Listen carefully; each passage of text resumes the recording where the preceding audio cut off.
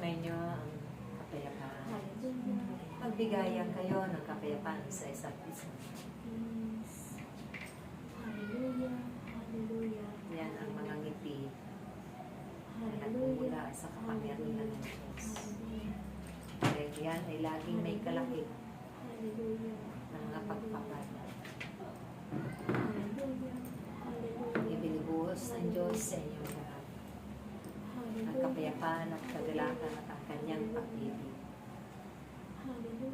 Dahil kapag ito'y nananatili sa inyo at isa sa pamuhay ng bawat isa, kailanman ay hindi kayo malalaig ng puot, galit, at hindi mananatili ang mga bagay na iyan, tatalunin ng kabutihan na nagmumula sa Diyos. Magiging walang kabuluhan ang lahat ng inyong mga pagpapagal kung wala itong kalakip na pag-ibig. Kaya pag sumikapan ninyo aking mga anak, lagi kayong magalak at puno ng pag-ibig habang ginagampanan ninyo ang inyong mga tungkol. Huwag kayong susuko sa lahat ng pinahintulutan ng Diyos sa mga pagsuko. Kami naririto. Mahirap man sa inyo bilang tao. Subalit ang lahat ng yan ay magiging magaan lamang. Lahat ng inyong pasanin dahil sa akin. Lahat kayo na mga napapagal ay aking pinapahinga. Kaya manatili kayo sa piling ko. Manatili kayong umiibig. Manatili kayo nagpapatawa. Manatili kayong naglalaan ng oras at panahon para sa Diyos. Dahil ito ang inyong magiging kayamanan sa kaharian ng Diyos. Mararating ninyo sa pamamagitan ng inyong pagtitiyaga at pagtitiis at mga pagsasakripisyo ang buhay na walang hanggan. Dahil kayong lahat ay mga pansamantala lamang dito.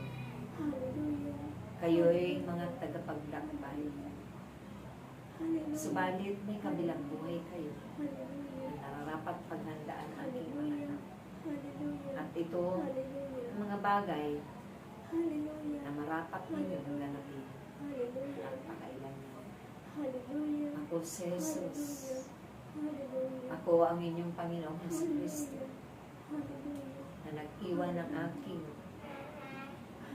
mga salita na magiging gabay at patnubay ninyo, na magiging kalakasan ninyo at kasiglahan, na magiging kapayapaan ninyo at kagalakan, na magiging kagalingan na himala na nagmumula sa Diyos. At ito ang makapagbabago ng inyong mga buhay. Kaya magpatuloy lamang kayo na ipalaganap ang aking salita. At ibahagi sa inyong mga kapwa.